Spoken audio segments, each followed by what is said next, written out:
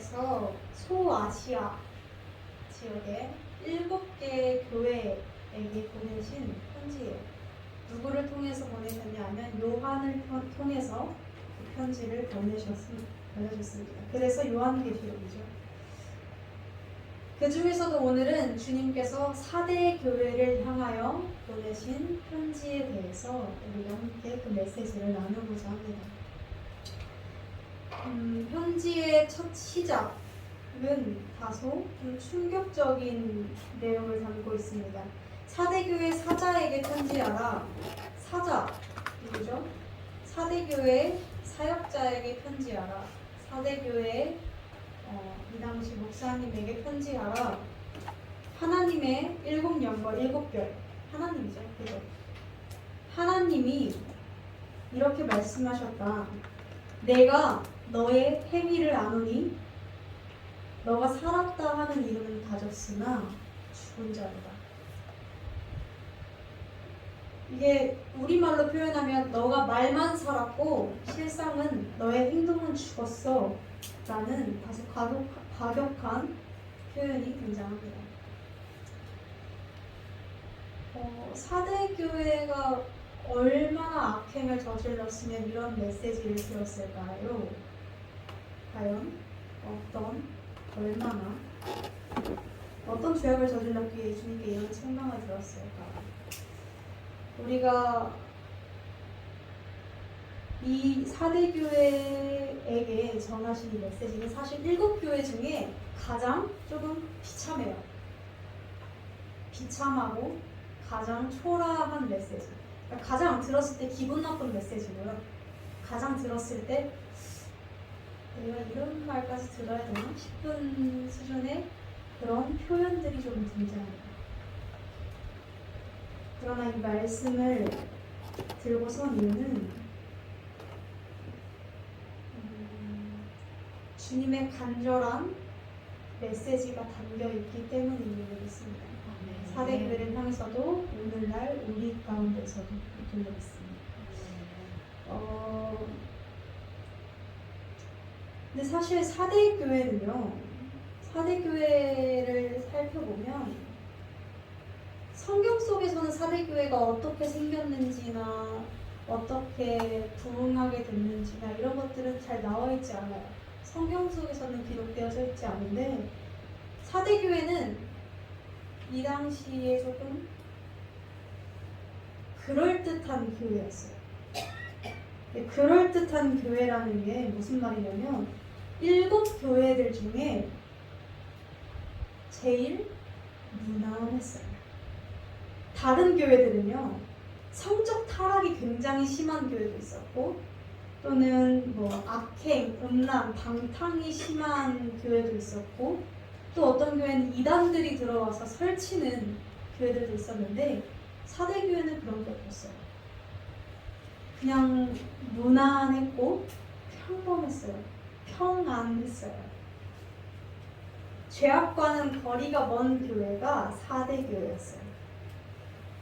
그럼 4대 교회는 정확히 어떤 교회였냐? 오늘 본문에서도 말씀하고 있다시피 살았다 하는 이름을 가진 교회였어요. 그러니까 다시 말해서 저 교회는 살아있는 교회야. 저 교회 좋은 교회야. 저기 교회 다니는 성도들은 되게 뜨겁고 열심히 있는 성도들이야. 이런 이야기들을 듣는 그런 교회였다는 것이죠. 심지어 이 4대 교회, 이 동네는 잘 사는 동네였어요, 사실. 이 당시 소아시아의 강남 같은 느낌으로 굉장히 잘 사는 느낌이었어요. 그래서 당장 배가 골마서 죽는 그런 일들이 없고요. 당장 목숨이 왔다 갔다 하거나 핍박 때문에 견디지 못하거나 이런 상황들이 없는 동네가 이 동네였고 이 4대 교회였어요. 그래서 성도들은 평안했고요. 무난했고 무던하게 살았어요. 그냥 뭐 크고 작은 일들은 있었겠지만 그것이 목숨줄을 위협할 정도는 아니었고요. 당장 목에 칼이 들어오는 상황도 아니었어요. 그냥 그 하루 열심히 일해서 먹고 살고 또 누릴 거 누리고 뭐 여행도 다니고 요 정도의 상황이었다는 것이죠. 각자의 신앙생활에서 믿음 좋다는 소리들을 들었던 교회고요. 기도 열심히 한다, 봉사 열심히 한다 이런 이야기들을 매일 듣던 교회가 사대교회였어요. 그런데 오늘 본문 메시지 속에서 하나님께서는 이 교회에게 굉장히 단호하게 말씀하고 계신데 우리가 주목해 보아야 할 것은 사대교회를 향해서 지적하시는 부분이 믿음이 아니라 행위를 지적하신다는 것입니다. 이렇게 말씀하세요. 내가 너의 행위를 안다 라고 하시고 2절에는 하나님 앞에서 너의 행위에 온전한 것을 찾지 못했다 라고 하십니다. 믿음을 지적하지 않고요. 행위를 지적하십니다. 우린 이렇게 반문해 볼 수 있겠죠. 천국은 믿음으로 가는 거라면서요. 행동으로 구원 얻는 것 아니라면서요. 왜 행동을 지적하십니까? 라고 질문할 수 있겠지만 여기서 행동을 지적하신 이유는 이거예요. 너가 10년 전에 1년 전에 예수를 이렇게 만났다 하고 경험이죠. 예수 만났다는 경험. 너가 이런 은사를 받았다 하고 너가 너 스스로 믿음이 좋은 줄 알고 살고 그럴싸한 직분을 가지고 있고 매일 교회를 들락날락 하는 것 같지? 하지만 너의 행위는 죽었어 라고 말씀하시는 것입니다. 우리는 보통 우리의 믿음을 따질 때 무엇을 생각합니까? 우리는 보통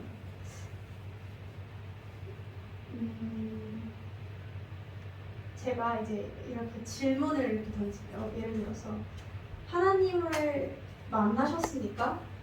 인격적 만남, 그러니까 정말 은혜를 받으셨습니까? 구원을 얻으셨습니까?를 물으면 이렇게 대답하시는 분들이 많아요. 아, 제가 신학생들도 마찬가지인데 이게 저희 1학년 첫 질문이었어요. 그런데 이 질문에 대한 답변 때문에 저희가 그때 한 40명 모였었는데 40명이 다 혼났거든요.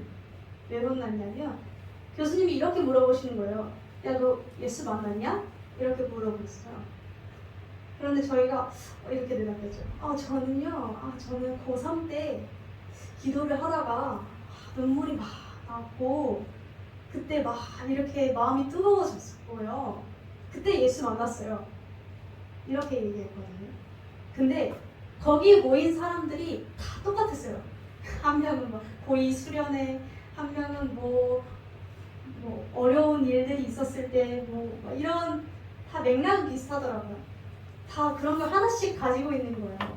전 이때 이렇게. 그런데 교수님이 뭐라 그랬는 줄 알아요? 그래? 지금은? 어제도 그렇게 예수 만났어? 오늘도 그렇게 기도하면서 예수 만났어? 너가 1년 전에 만난 그 예수 뭐가 중요한데? 라고 하는 거예요. 그 경험이 너한테 들어와서 너의 삶이 어떻게 바뀌었는데? 그때 만난 경험 하나로 그 전과 후가 삶이 달라지지 않았다면 그 경험이 너의 삶에서 어떤 영향을 끼쳤고 너가 예수를 믿는다는 그 믿음은 대체 뭔데? 라고 하시는 거예요. 교수님. 그때 저희가 40명 단체로 삥 맞았어요. 진짜. 나름대로 예수 만났다고 생각했고 나름대로 예수에 대한 믿음이 좋다고 생각했었는데 실상은 내 행위가 죽었구나 를 깨달은 순간이었던 것 같아요. 그때. 오늘 본문에서도 믿음에 대해서 언급하는 것이 아니라 너가 이런 경험이 있고 이런 은사가 있고 이런 방언의 은사가 있고 뭐 기도의 은사, 뭐 전도의 은사 뭐가 있든 간에 너 무슨 경험이 있든 간에 그런 믿음 우리가 칭하는 그런 믿음들이 아니라 그 믿음을 통해서 보여지는 너의 행위는 어떤데? 라고 지금 물으시는 거예요. 물론 행동만 보고 행동만 가지고 믿음을 측량할 수는 없지만 믿음이 있다면 행동이 변하게 되어 있거든요. 믿음이 있다면 삶이 변하게 되어 있고 믿음이 있다면 말투가 달라지게 되어 있고 믿음이 있다면 내 삶의 패턴이 달라지게 되어 있거든요. 주님은 그래서 이 부분을 지적하시는 거예요. 성경 속에서 살았다 하나 죽은 자라는 표현이 한 번 더 등장해요. 디모데전서 5장 6절에 등장하는데 이렇게 등장합니다. 행위가 죽은 자가 살았다 하나 죽은 자라 했잖아요. 근데 이 살았다 하나 죽은 자는 다시 한 번 더 뭐라 얘기하냐면 여기서는 이렇게 표현되어 있는데 쉬운 말로 향락을 좋아하는 자는 살았으나 죽었느니라 라고 표현되어 있어요. 향락을 좋아하는 자는 살았으나 죽었느니라. 행위가 죽었다는 말은 다른 말로 뭐예요? 향락을 좋아하는 자예요. 자, 그런데 뭔가 이상하지 않나요? 4대 교회, 제가 아까 뭐라 했죠? 4대 교회는 죄악과 먼 교회입니다. 4대 교회는 성적 타락과 먼 교회입니다. 4대 교회는 방탕과도 먼 교회입니다. 라고 하지 않았나요? 그런데 주님께서 너네 향락 좋아해 라고 말씀하시는 거예요. 4대 교회. 4대 교회가 어땠을까요? 이 말씀을 들었을 때. 아닌데요? 주님, 나 술도 끊었는데요? 주님, 나 세상 사람들처럼 그렇게 방탕하게 놀지 않는데요? 이렇게 반문했을 줄입니다.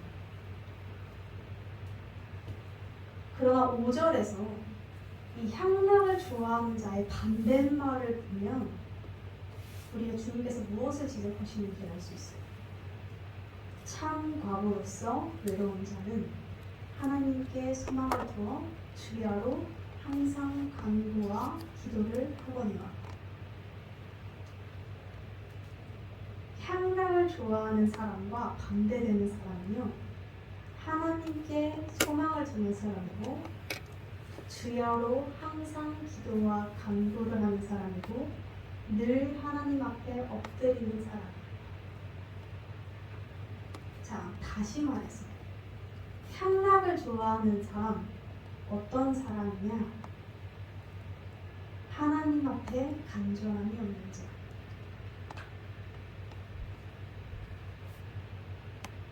향락이 뭔가 되게 엄청난 쾌락을 이야기하는 것 같지만 이게 제가 영어 성경을 찾아봤는데 자신의 기쁨을 위해서 사는 자더라고요. 이렇게 이야기하면 조금 더 와닿나요? 하나님이 원하시는 사람은 참 과부로서 외로운 자, 하나님께 소망을 두고 하나님의 나라를 바라보며 사는 사람, 하나님의 꿈이 나의 꿈이 되는 사람, 하나님이 원하시고 이루고자 하시는 것이 내가 살아가는 이유가 되는 사람인데, 향락을 좋아하는 사람은 그저 삶의 목표가 나의 행복, 나의 오늘의 행복, 나의 즐거움을 위해서 사는 사람이라는 것이죠. 눈앞에 내 문제밖에 보지 못하는 사람. 주님께서는 이러한 4대 교회 성도들을 향하여 너희는 살았다고 하나 죽은 자야 라고 책망하고 계신 것입니다. 우리가 자주 착각하는 것이 있는데 우리는 이런 착각들을 합니다. 아, 이 정도면 신앙생활 괜찮습니다. 4대 교회에도 나름의 노력을 늘 했던 사람들이기 때문에 이런 생각을 가지고 살았을 거예요. 그리고 평안한 삶이 이어졌기 때문에 이 사람들은 그렇게 간절함이 없었어요. 나 이 정도면 평안한데? 하나님께 기도하면 하나님 응답해 주시고 좋은데?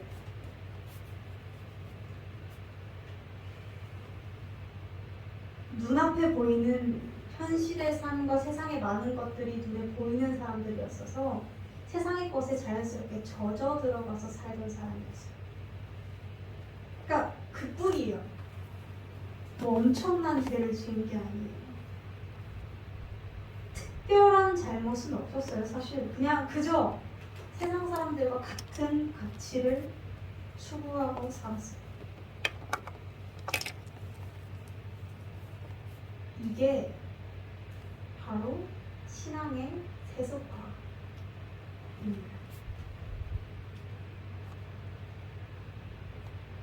신앙생활을 하지만 세상 사람들이 원하는 가치를 똑같이 누리고 사는 사람. 세상 사람들이 따르는 가치는 무엇이죠? 그들은 영원한 삶을 꿈꾸지 않기 때문에 요한한 자신의 삶, 그 길어야 한 100년 되는 그 삶 안에서 행복하게 할 거 다 해보고 내가 원하는 대로 내 마음대로 누릴 거 누려보고 사는 것이 행복이라고 하죠. 그것이 뭐 엄청난 사회적 지위의 성공이든 소박하게 오늘의 하루를 즐기는 삶이든 가치는 각자에게 모두가 다 다르겠지만 그들의 공통점은 그 모든 것이 유한하다는 것이죠. 그런데 신앙생활을 한다는 성도들이 똑같이 그 유한한 삶에 얽매여 있고 묶여 있다는 것은 사실은 정말 안타까운 일이 아닐 수가 없습니다. 하나님이 보시는 시선은 전혀 달라요. 하나님은 사대교회 사람들에게 어떤 것들을 바라셨냐면요. 어쩌면 사대교회 사람들은 뭐 이렇게 반응하지 않았을까요? 너희 행동이 살았다나 죽었어 라고 지적을 하셨을 때 저희 행동 어떤 거요? 이 사람 술 먹는 거요? 이 사람 남 험담하는 거요? 제가 어제 거짓말한 거요? 이런 식으로 행동을 돌아보지 않았을까요? 우리도 사실 그렇지 않을까요? 그런데 하나님이 원하는 건, 본질적으로 원하시는 건 뭔 줄 아세요? 우리가 이제 요한계시록을 볼 때 보통 창세기랑 같이 봐야 돼요. 왜 그러냐면 처음과 끝이라서 그래요. 맨 처음에 그러니까 하나님이 원하시는 건 처음 죄가 들어오기 이전으로 완전한 회복을 원하시는 거거든요. 그 끝에는 그래서 항상 창세기랑 요한계시록을 같이 읽으면 좀 좋아요. 그런데 우리가 그래서 한번 창세기를 봐보세요. 창세기 3장에 보면 인간에게 죄가 처음 들어온 사건을 담고 있어요. 선악과 사건, 그렇죠? 그런데 7절에 보면 이렇게 말씀하세요. 그들이 하나님이 먹지 말라 하신 그 선악과 그거를 따먹었을 때 뱀이 꼬셔서 그렇고 뭐 하와가 먹어보라 뭐 그랬던 간에 먹었을 때 먹지 말라는 걸 먹었잖아요. 그때 표현이 어떻게 등장하냐면 뭐라고 등장해요? 이에 그들이 눈이 밝아졌대요.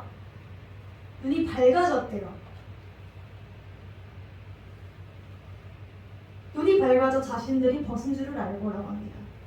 근데 우리가 생각해보면 이렇게 생각해요. 죄를 지은 것과 눈이 밝아진 것은 무슨 연관이 있죠? 보통 눈이 밝아졌다는 좀 좋은 표현 아닌가요? 그쵸? 뭐 눈이 흐릿한 것보단 밝아지는 게 좋잖아요.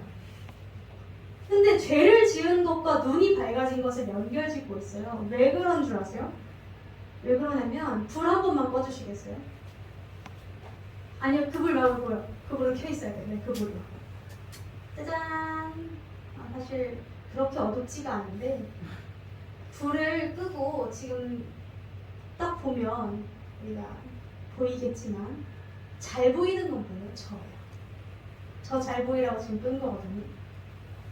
요거 잘 보이라고 끈 거거든요. 보이는 게 불을 딱 끄면 쉬운 말로 눈에 뵈는 게 없어요. 다른 게 안 보여요. 딱 저만 잘 보이죠. 그렇죠? 그리고 요 정도? 요거 잘 보이고. 근데 불 한 번만 켜주시겠어요? 불 켜면 뭐가 보여요? 옆 사람 뒤통수가 보이고요. 글자가 보이고요. 사실 아까도 보였지만 굳이 아시잖아요, 그렇죠? 그러니까 보이는 것이 눈에 많아져요. 눈이 밝아지면 이것도 보이고 피아노도 보이고 옆에 커튼 색깔도 보이고 이것도 보이고 이것도 보인다는 거예요. 자, 이렇게 생각해 볼게요. 원래 피조물인 사람은 창조주인 하나님만 보면서 살았어요. 그 당시에는 하나님과 직접적으로 대화도 할 수 있었고요. 하나님과 직접 동산에 거닐기도 했고요. 그렇게 하나님이 모든 삶의 기준이 되어 살았어요. 그런데 눈이 밝아지니까 보이는 눈이 많아졌어요. 자신들이 몸이 벗은 줄도 보였어요. 그 전까지는 몰랐거든요. 벗었다라는 개념 자체가 없었는데 눈이 밝아지니까 저 사람 몸도 보이고 내 몸도 보이고 사실 이게 보이면서 지는 죄도 굉장히 많잖아요. 이것도 보이고 저것도 보이고 저 뱀도 보이고 얘도 보이고 얘도 보이고 뭐야? 돼버려요. 그러자 하나님을 제외한 것들의 시선이 쏠리기 시작했어요. 결정짓고 내 삶에 대해서 결정짓고 판단 내릴 수 있는 모든 근거가 이전에는 하나님밖에 없었는데 하나님께 집중되어 있었는데 눈이 밝아지니까 누구 말도 들어봐야 돼요? 옆 사람 말도 들어봐야 돼요. 이 책에선 이렇게 말했어요. 내 경험에선 이런 것도 있어요. 눈이 밝아지니까 보이는 게 너무 많아요. 내가 뭔가를 결정 내릴 때 하나님이 먼저가 되는 게 아니라 하나님이 응답 내려주시는 그 시간을 못 버티고 다른 사람들한테 가서 이거 어떻게 할까? 내 고민 상담 좀 들어줘요. 그게 더 눈에 잘 보이거든요. 하나님보다 옆 사람이 눈에 잘 보이거든요. 하나님보다 내 경험이 내가 겪었으니까 잘 보이거든요. 모든 기준이 하나님이 아니라 눈에 보이는 다른 많은 것들이 되는 것입니다.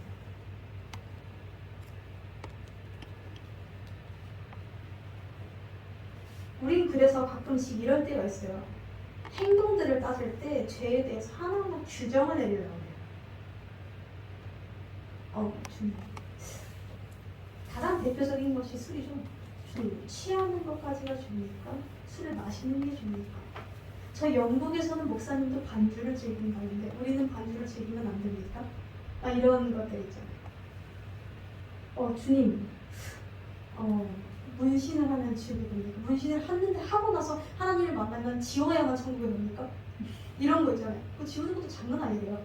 지워야만 천국에 갑니까? 아니 문신 내버려두면 나는 지옥에 갑니까? 이런 문제들. 사실 저도 많이 고민했거든요. 문신을 하진 않았지만 고민을 많이 했었어요. 그런데 하나님께서 원하시는 것은 이런 것들 하나하나를 규정 내리는 게 아니에요. 이런 하나하나를 규정 내리는 순간 복잡해져요. 그리고 하나님과 멀어져요. 왜 멀어지는 줄 아세요? 처음에 하나님이 구약에서 10계명을 주셨어요. 계명이 딱 10개였어요.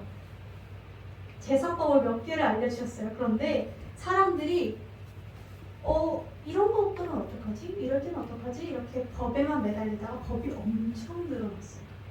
제가 이게 600 몇 개로 늘어났어요. 그러니까 다 그거 지킬 수 있어요? 못 지켜요. 못 지키는 대신에 어떻게만 해요? 야, 너 그거 지켰냐? 판단만 하고 다녀요. 하나님이 원하시는 건 뭔지 아세요? 하나님이 원하시는 건 하나하나 따지고 듣는 게 아니에요. 영국에서 술을 반주를 먹든 우리나라에서 술을 안 먹든 그게 무슨 상관이에요? 그냥 내가 중심이 하나님으로 가 있으면 돼요. 그러다 내가 술이 끊어지면 끊어지는 거예요. 근데 내가 술에 안 얽매여 있으면 그럼 된 거죠. 그뿐이에요. 하나님이 원하시는 건 뭐예요? 그냥 하나님을 바라보는 거예요. 시선이 다른 데로 안 쏠리고 하나님만 바라보는 거예요. 하나님이 기준이 되고 근거가 되고 그 모든 삶의 방향성이 되는 거예요. 하나님은 이 상태로 회복되시기를 원하세요. 그러니까 하나하나 따지고 될 필요가 없어요. 하나님 바라보면 끊어질 것들이거든요.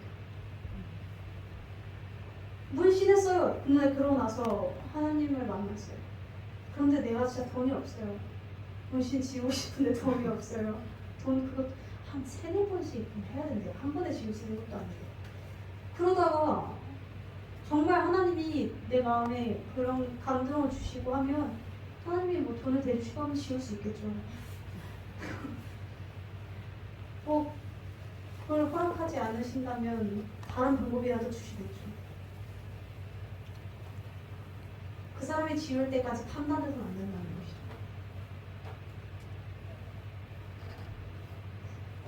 사실 그래서 결국 원하는 것은, 주님이 원하시는 것은 무엇이냐면요, 하나님을 바라보는 상태가 되는 것이고요, 나의 가장 우선순위가 하나님을 향하는 상태가 되는 것이고요, 디모데전서 5장 5절에서 말했듯이 하나님께 소망을 두어 주야로 항상 간구와 기도하는 자가 되는 것이 주님이 원하시는 삶이라는 것입니다. 아멘. 주야로 항상 간구와 기도하라는 거죠. 이렇게 이야기하면 이렇게 물을 수도 있을 것 같습니다. 선생님 기도 시간을 더 늘려야 합니까? 지금 제가 2시간을 하고 있는데 3시간으로 늘려야 합니까? 늘리면 좋죠. 그런데 단순히 양으로만 접근하지 말자는 것입니다. 질을 챙긴 양으로 가자는 것이죠. 하나님께서 7개의 교회를 책망하시고 또는 칭찬하시는데 그 모든 기준이 양이 아니에요. 양, 얼마나인지가 아니고 질을 가지고 책망하세요. 물론 양 되게 중요하거든요. 그런데 질이 빠지면 양이 쓸모가 없어질 수가 있다는 거예요. 자, 오해하지 마세요. 양을 줄이라가 아니라 질을 챙기자예요. 아시죠? 아실 겁니다. 질을 챙기면 양이 줄 수가 없거든요. 질을 챙기면 기도하고 나오면 2시간 반이 가 있거든요. 기도 다 했는데 30분이 남았네. 뭐 그럴 수도 있겠지만 사실은 그렇게 해서 점점 기도가 줄어간다면 그것은 질을 챙겼다고 할 수 없는 기도인 것이겠죠. 질을 핑계로 양까지 줄이는 기도가 되는 최악이죠. 최악이에요, 최악. 그러지 맙시다. 많이 웃으시네요. 우리가 이 양적인 부분, 질적인 부분에 대해서 지적을 하면 기분이 나빠하시는 분들이 있어요. 사실 제가 기분이 나빴거든요. 저는 사실 이제 스스로 기도 시간을 많이 한다고 생각을 해왔고 그렇게 해왔었는데 제가 한번 정말 대판 싸운 적이 있어요. 저보고 양보단 질이지 라고 이야기를 한 사람이 한 명 있어요. 제가 2시간 기도한다는 걸 아는 사람인데 그 사람 2시간 기도 안 하거든요. 근데 저한테 양보단 질이지 라고 하니까 제가 기분이 나빠요? 안 나빠요? 나빠요. 내 기도가 질이 떨어진다는 거야 뭐야? 니보단 나아 라고 했겠죠. 그렇게 얘기했어요. 그렇게 얘기했고 야 그래도 양을 챙기다 보면 질도 올라가 라고 그래서 한번 대판 싸웠어요. 그런데 그 친구와 별개로 제가 생각을 하게 되더라고요. 했을 때 내 기도가 정말 과연 질을 챙긴 기도인가? 내 기도가 정말 과연 하나님 앞에 간구하는 기도인가? 아니면 하나님의 뜻을 구하는 기도인가? 하나님이 원하시는 기도인가? 하나님이 받으시는 기도인가? 아니면 그냥 형식적이거나 내 이야기만을 늘어놓거나 주문처럼 외는 기도거나 어떻게든지 드러내려는 기도거나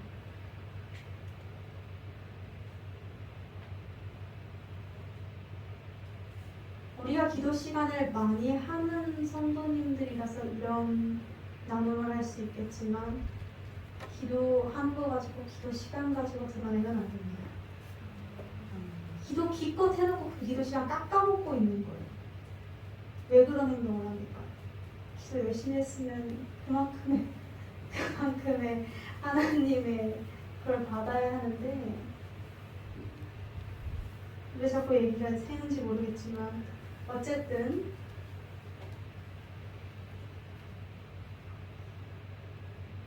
하나님이 원하시는 건 하나님을 바라보고 하나님께 간구하는 마음을 가지고 매 순간 엎드리는 자라는 것이죠. 우리가 이 말씀에서 한 가지 무서운 것이 있습니다. 뭐냐면요, 주님께서 나는 알아 라고 말씀하신 거예요. 나는 너의 행위를 알아.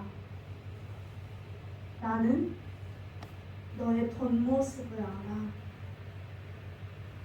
다른 사람을 모르겠지. 다른 사람들은 너를 믿음이 좋다고 인정하고, 다른 사람들은 너가 착하게 산다고 인정하고, 봉사 잘한다고 인정하고, 기도 많이 한다고 인정하고, 너만한 제 얘기를 했었어요. 너만한 사역자가 없다고 얘기하고 막 이렇게 하나님 일 열심히 한다고 인정한다 해도 나는 너의 감추어진 행동을 알아 라는 것입니다.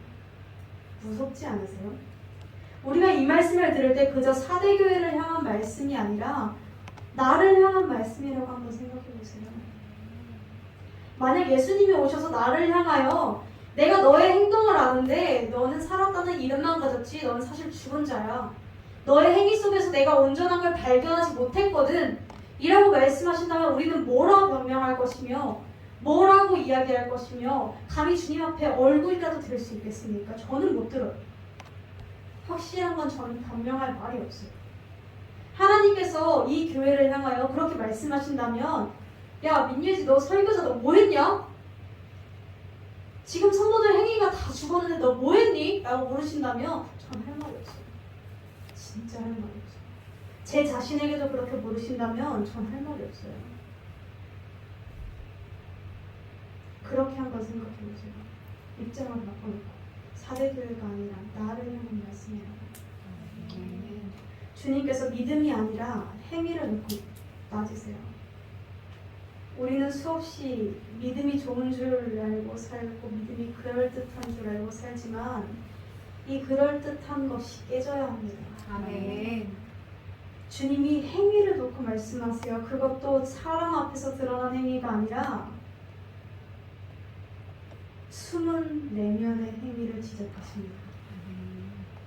오직 주님만이 아시는 그 행위.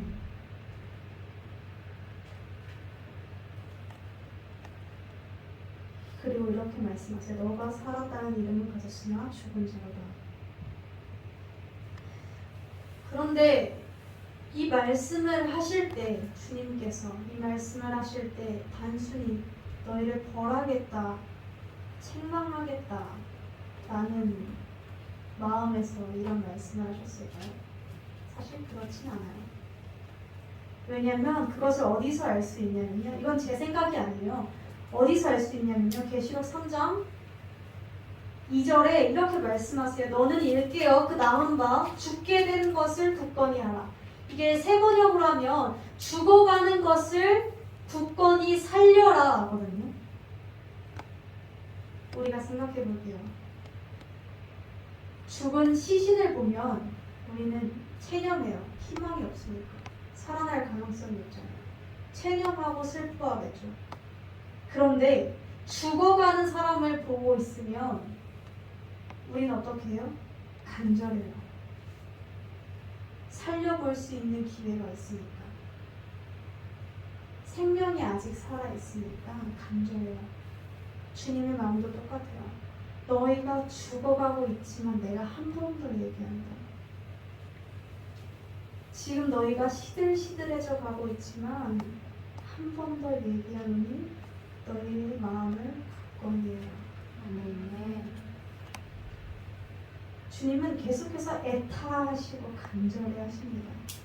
돌아오기를 바라시고 회복하기를 원하세요.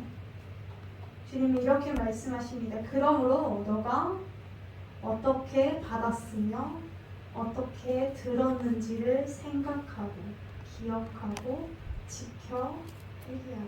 아멘. 복음을 어떻게 받았으며 어떻게 구원을 얻었는지, 지금까지 무엇을 들어왔고 어떤 말씀에 대한 깨달음이 있었는지를 생각해보고 그 말씀대로 살아내라. 너의 삶의 행위를 바꿔라. 그것이 회개야 라고 말씀하시는 것입니다. 우리가 무엇을 깨달아왔고 내가 어떤 보호하심 아래에 내가 살아왔고 어떠한 인도하심 가운데에서 주님의 그 동행하심 아래에서 내가 살아왔는지를 생각하고 기억하고 그 은혜를 깨달아 다시 회개하라는 것입니다. 아멘. 사랑하는 성도 여러분, 기억하세요. 3년, 정확히 4년 전인가요?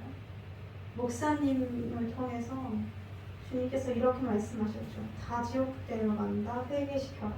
그렇죠? 되게 많이 생각났어요. 이 말씀이. 다 지옥 데려간다. 회개시켜라. 그런데 제가 그러니까 그 한마디가 사실은 주님의 간절한 부르짖음이었을 거예요. 죽어가고 있는 게 보여서. 6절에 보면 이렇게 말씀하시거든요. 귀 있는 자들은 성령이 교회들에게 하시는 말씀을 들을지어다. 제가 4년 전에 처음에 목사님 그 말씀을 사실 들었을 때나 몇 번씩 들었을 때 사실 그냥 그랬어요. 다 지옥 데려갈 거야. 회개시켜라 라는 말씀을 듣고 진짜 뼈저리게 회개하신 분들 있으세요? 익숙해지지 않았어요? 목사님이 많이 언급하셨거든요. 한참 그 말씀 받으시고 나서는 매주 언급을 하셨거든요. 우리는 아마 그래서 이렇게 들었을걸요. 아, 회개해야지. 오후 예배 때 이따 회개하면 되지. 금요 기도할 때 회개하면 되지. 해야지. 회개하면 쉬울 거지. 이런 생각하지 않으세요? 충격적이겠지만 이것은 귀 없는 자예요. 귀 있는 자는 하나님의 말씀을 듣고 반응이 있어요. 그런데 저도 반응이 없었어요. 그때. 주님이 그렇게 애타서 부르짖은 메시지였는데 반응이 없었어요.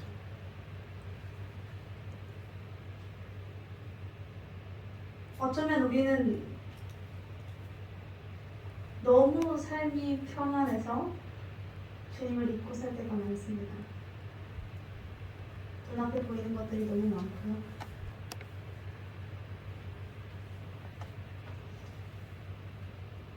최근 이런 질문을 누가 저한테 했는데 저보고 지금도 뜨겁냐고 물어보더라고요.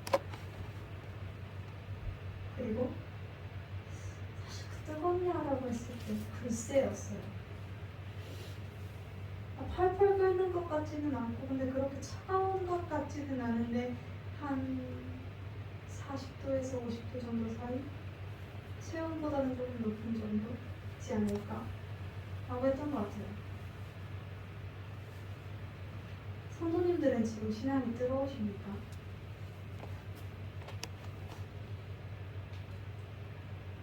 굉장히 평안하지 않으세요?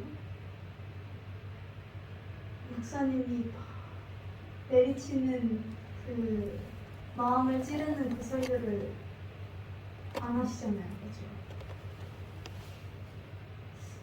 이 정도만 해도 괜찮다고 생각하고 있지는 않으세요?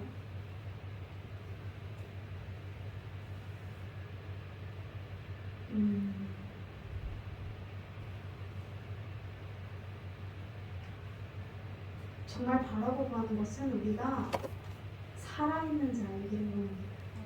반응이 있기를 원합니다. 우리 오후 예배 8월달까지 없어요. 목사님이 광고 시간에 말씀하셨는데 이에 대해서 안타까운 마음이 드셨던 분이 있으세요? 그냥 그런가 보다. 코로나니까 어쩔 수 없지. 라는 마음은 아니셨나요? 하나님을 예배할 수 있는 한 번의 기회가 사라졌어요. 근데 우리 마음이 아무렇지도 않아요. 문제 있는 거예요.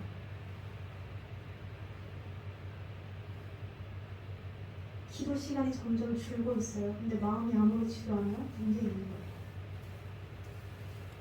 문제가 많은 거예요. 우리가 이 모든 말씀들이 단순한 찔림으로 끝나지 않기를 원합니다.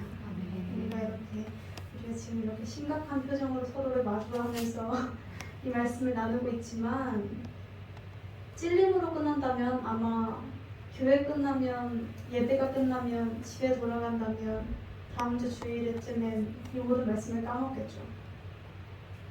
사실 그렇게 되지 않기를 원합니다. 삶이 바뀌어야 하고요.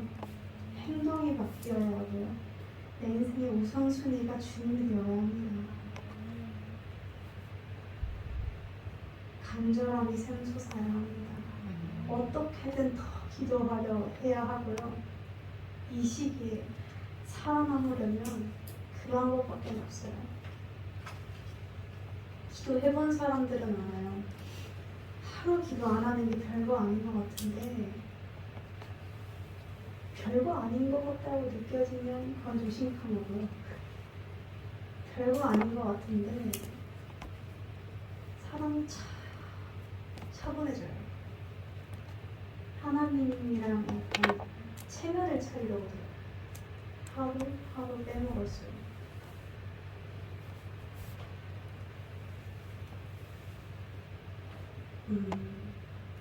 뉘우침으로 끝나지 마세요. 후회로 끝나지 마세요. 네. 찔림, 이 말씀 많은 분들이 지금 적으시는데 적고 끝나지 마세요. 적고 이런 것들을 깨달았고 정말 이쁘게 했네 이렇게 끝나지 마세요. 그건 가릅니다. 가릅니다는 뉘우침으로 끝났잖아요. 하나님이 원하시는 건 회개예요. 회개는 삶의 방향을 돌이키는 거예요. 결단하셔야 합니다. 각자가 다 다를 거예요.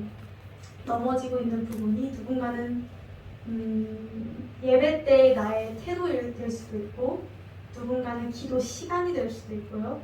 누군가는 내가 자주 저지르는 죄가 될 수도 있겠죠. 그런데 그 모든 것들에서 내가 결단함이 필요해요. 사단은 계속 속여요. 뭐라고 속이냐면요. 야, 너 마음 찔리지? 야, 너 하나님 참 사랑하는구나. 야, 너 울었네? 야, 너 눈물 흘렸구나. 야, 됐어. 고생했어.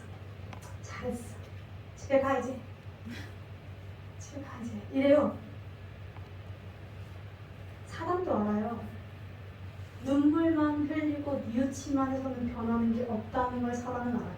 울면 뭐예요? 가룟 유다는 결국 지옥 갔는데 가룟 유다라고 안 울었겠어요? 걔도 사람인데 울었겠죠. 죄송했을걸요. 다만 변하지 않았어요. 사단이 우는 거 보면서 이러고 잘한다 야. 너 어떡하냐. 너 내일도 똑같을 텐데. 아유 이 가룟 유다 같은 자식들아. 라고 하겠죠. 성경 속에서는 죄 가운데에서 넘어지지 않도록 피 흘리기까지 싸우려고 하세요. 사단이 속이는 것에 넘어가지 않도록 피 흘리기까지 싸우라고 하시거든요. 그것이 우리가 해야 하는 몫인 것이죠. 사랑하는 성도 여러분, 주님은 귀 있는 자들은 들어라. 제발 좀 들어라. 마음으로 좀 깨달음이 있어라. 제발 너의 마음에 반응이 있어라. 너의 마음의 불씨를 제발 좀 틔워라. 제발 회개해. 제발 돌이켜. 제발 그대로 멈춰 서 있지 마라고 주님은 계속해서 말씀하시는 줄로 믿습니다. 사랑하는 성도 여러분, 그 모든 주님의 간절한 애침이 우리의 마음 가운데 자리 잡기를 소망합니다.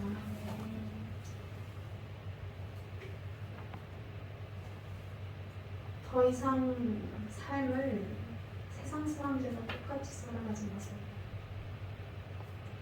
회복되어지기를 원하고요. 일어서기를 소망합니다. 그래서 주님 앞에 나아가는 저와 여러분들에게 주님의 이름으로 선언합니다.